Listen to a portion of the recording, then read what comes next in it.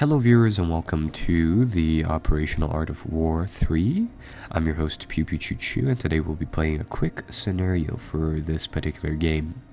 So before we actually jump into the game, I feel like we really need to talk about it first, just to give you guys an idea of what the game actually is about, seeing as how it's one of those titles where it's like if I don't explain it, it'll be fairly confusing. As the name kind of implies, the Operational Art of War 3 deals with operational level conflicts, and it's a very, very realistic game that's categorized as a war game. So it's a fairly realistic simulated strategy game that is capable of simulating real-world conflicts to some extent. And the cool thing about this game engine is that it can actually simulate all conflicts, starting from like the Napoleonic times to World War II to World War III, as in NATO versus the Warsaw Pax's battles too. So it's very rather interesting. And today we're going to be playing on a fairly small and easy scenario called Balkans 12. And what the scenario deals with is the Bulgarian League and the Ottoman Empire. So this conflict took place just before World War One, and I think it's actually World War One was fairly heavily influenced by this conflict as well. So there is a bit of history to go along with it here, and obviously this will be simulating essentially pre-World War One weapons and stuff. So as you can see here, if you read the description, if you so choose, essentially these were the last days of the Ottoman Empire. The Ottoman empires have controlled the Balkans for quite a long time, but their control has been slowly slipping through, and as time went by, more and more pieces of the Ottoman Empire, namely the parts that weren't necessarily associated with them all too much, like Greece, Bulgaria, and then eventually the Balkans, essentially wanted to, throw off the reins of the Ottoman Empire. And this is the first conflict out of, I think, two that developed from it. So what we have here is the Balkan League, where the Bulgarian League fighting us from Bulgaria, Montenegro, and Greece, fighting us, the Ottoman Empire, inside the middle of the map here, and we are the units marked with green, and then the enemies are essentially everyone else. So, with this being an operational level game, we don't fight the individual battles, we fight the campaign actions, and what the equivalent of that is making movements on the campaign map of the Total War games, but not actually fighting any battles and just auto-resolving all the battles. I mean, for some people, I feel like for some people that is a very, very boring concept, but for me, I feel like it's quite a fun game. So we're going to play around with this, really. This game came out in 2006, so I mean, obviously the visuals aren't great, but then again, for war games, visuals have always been like sort of a minor thing. So anyhow, let's jump down here. The Bulgarian League gets to make their first turn, so we are currently on turn 1 part 2, which is our reactionary phase here. And before we start, let's go over some just very, very key essential things that you had to note. These little flags with a numerical value represent victory points, and essentially the longer we hold these points, the more scores we accumulate, and we win by accumulating more victory points than the enemy. So for this scenario, I've played this before inside the past, but that was a long, long time ago. What we'll typically need to do is we'll need to hold this location right here. Can't read the name, but this location was worth 60 points, so that's quite heavy compared to the other stuff. So we'll definitely need to hold that.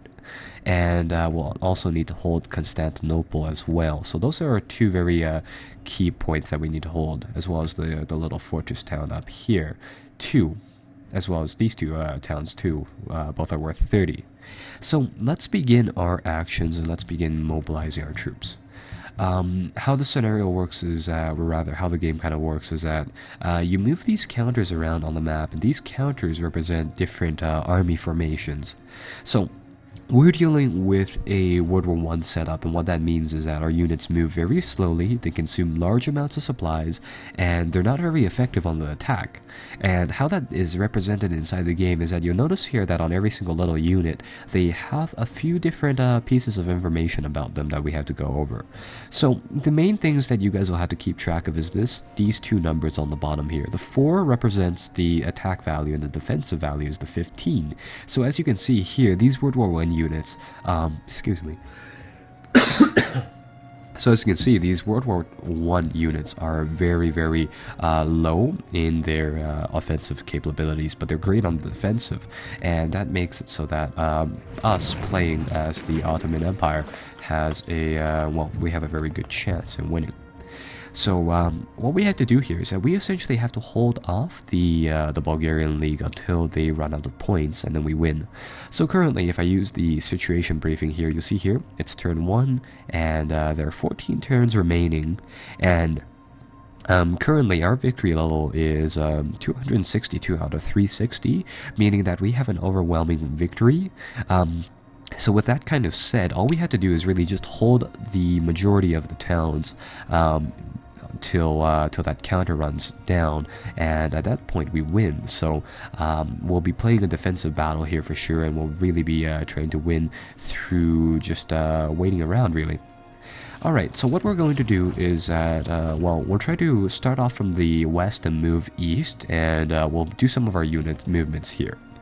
How you read the map is that the towns are represented by the groups of little buildings, rivers are obviously rivers, roads are obviously roads, and the stuff over here is railroads. So you do have to keep note of that, and some of these locations are light forests, and some of these locations are mountainous terrain.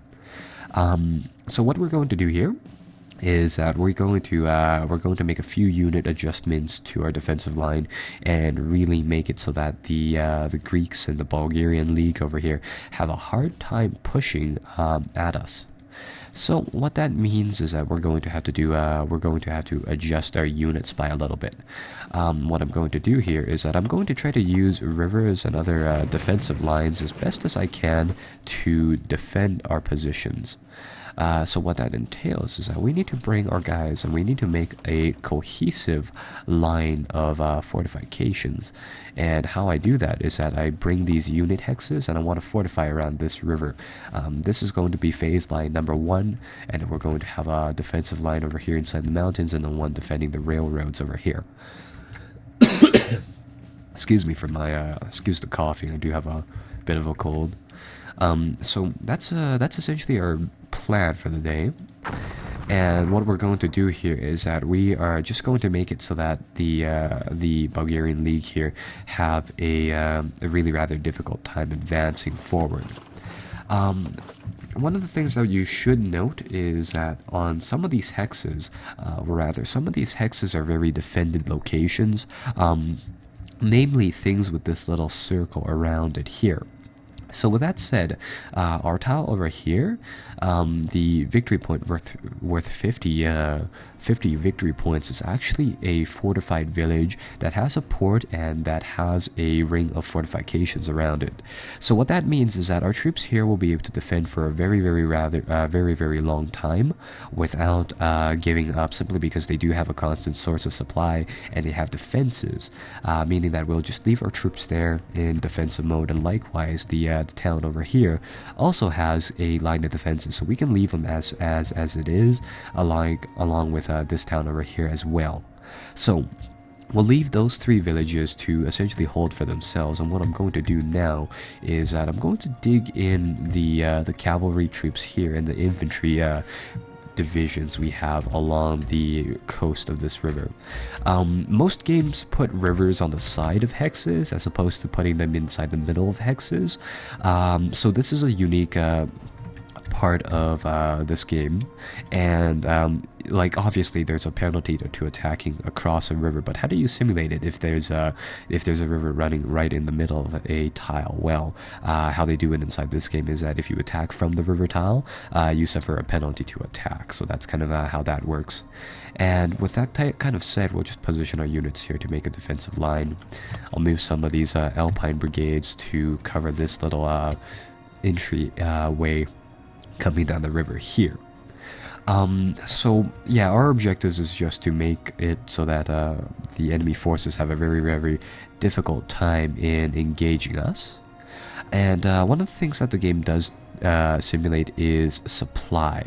And because it simulates supply, we need to keep track of this railroad right here, because this railroad is actually quite vulnerable.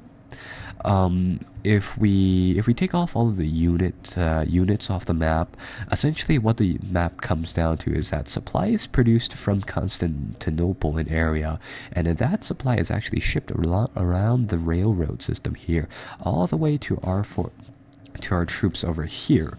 The fortresses over here, from my past experiences, produce their own supply, so the troops garrisoned there are fine, but all of the other units require a constant upkeep of supply, and even more if they get attacked or they attack themselves. So with that said, we do need to make sure that this supply line is constantly working. So with that kind of said, what we're going to do here is that we're going to get our guys to form a line of defense covering the railroad, because if anything happens to that railroad, all of our guys off into the distance are effectively screwed. So with that said, we'll keep those guys moving, and over here, what we want to do is that we want to set up layers of defense so that our troopers are constantly inside a line from which they can kind of defend against enemy incursions. So what we'll do here is that we're just going to get our guys, and we're going to try to space our troops out along the front so that we form a defensive belt around this area, so that we can inhibit some zone of control onto our enemy. And what I mean by that is that we just essentially want to keep our units right next to the enemy's units, so then we kind of keep them in check, and then we'll effectively pin them down. So with that said, that will form one defensive belt, and that's pretty much all of our capabilities for this turn. So actually no, I think I'll give up this fortress location right here, and I'm going to pull all of the units back across the river, simply because that point isn't worth very, very much. So we'll end the turn just like that, and they will do their movements like that. So yeah, that is going to be the general flow of the scenario. Of course, the game does get more and more advanced, especially on some of the other scenarios involving like airplanes and tanks and stuff like that. But for today, I just want to kind of introduce the game. Alright, so the enemy hasn't made any attacking moves in the last little while, so that is very, very good. With that kind of said, let's prepare our defensive belt even more. You might have noticed that some of these little hexes were rather some of these little icons. I'm just going to turn off those victory point locations, simply because the only two ones that are notable, or rather the only few that are notable, is the port city over here, Constantinople, and the two cities up here is all that we have to remember. Yeah, so you might have noticed that some of these little icons do have this letter assignment, such as the F over here and the D over here. And how that works is that, like World War I, what we're trying to do here is that we're trying to dig in all of our units so that we form very, very heavy entrenched locations filled with just belts of trenches and stuff like that. So what I'm doing here is that I'm using a hotkey to put all of our guys in the dug in formation, so that'll make sure that they have a higher defensive value than the ones listed here, and they'll dig into the terrain and make it so that it'll be more difficult to get them to rout, or in other words, bail out. And as you can see here, the more you dig in, the letter changes, and you actually add adjustments to the map. So what has just happened is that I've dug in these troops even more than they were dug in before. So their lettering switches to an E. D stands for dug in, E stands for entrenched, and F stands for fortified. So, you know, progressive steps, bigger. D is the smallest, F is the biggest. And as we dig in onto the map, you'll see here that we actually build fortifications onto the map, making it easier to dig into that location later on, which is fairly realistic. I mean, think about it. If you saw the battle, or rather the film, I think Passchendaele, or it was either Passchendaele or one of the other World War One films, you commonly notice that the whichever faction takes over a set of trenches typically just keeps them and then uses them for their own needs rather than building a new set. So yeah, that's kind of that. And what you just saw here was that I used some of our railroad capability to transport some of our troops forward. For whatever reason, we weren't able to fully transport our guys, so only a few formations were able to move. And right now what I'm doing here is that I'm putting our guys to accept maximum losses, and the amount of losses your unit takes before it retreats is indicated by the little dots. The higher the dots, or rather the more the dots, the more damage they'll take before they bail. So that's kind of the reason why we're doing that. Alright, so they're done that. I'll pull these troops back further. If you disengage from an enemy when you're adjacent to them, you'll suffer a penalty to disengaging, and the enemy might even get a free hit, as you saw there. So we took a nick there, but that's fine. So for all intents and purposes, our defensive belts are pretty damn good right now. I feel like I should have talked about this earlier, but if you do know native or NATO symbols, this makes a lot more sense. But if you don't, here's the skinny on that. These units here, this one here, the 2 and 5 unit, is a cavalry unit denoted by the box with a slash. Infantry units are denoted by the box icon with an X. Artillery is the single dot. Trains are this is a supply wagon, this is a army HQ, these are fortifications, and these units right here, the box with a little triangle at the very bottom, these are mountain brigades, which I've actually emplaced onto a mountain. So yeah, that's kind of that. And we also have a mountain brigade here, which isn't being used. Now, speaking about this unit, what we can do here is that I'm going to get this unit to get their troops and split them up into smaller units.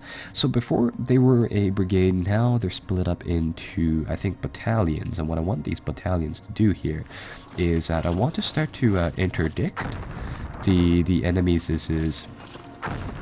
supply trains.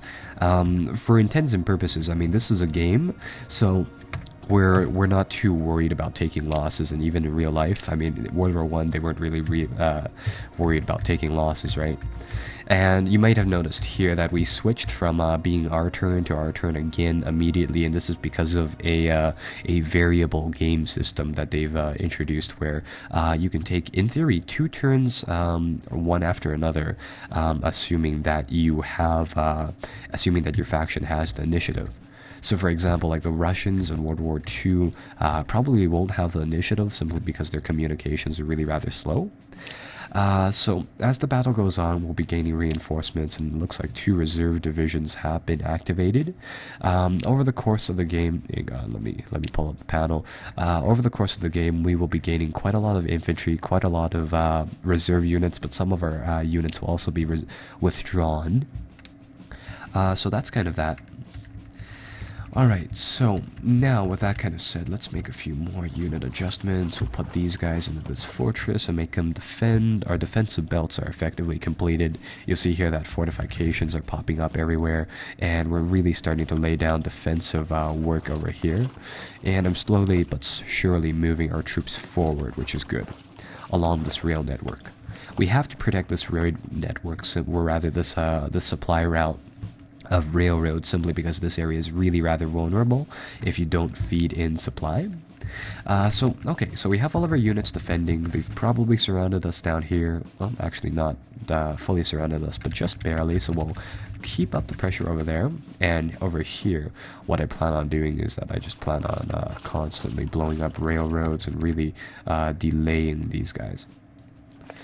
So yeah, these mountain guys are, for our purposes, considered expendable. And what I've done here is that I'm starting to blow up bridges for railroads, and roads, and as I do that, it'll make their advance very, very, very difficult.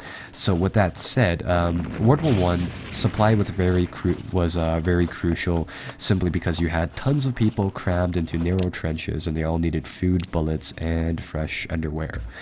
So with that said, it's very important to note that we do need to, if we can get infiltrators into the back of the enemy's lines, we can do a lot of damage by blowing up their bridges and stuff like that. So these mountain troops are doing that, and ooh, we have located one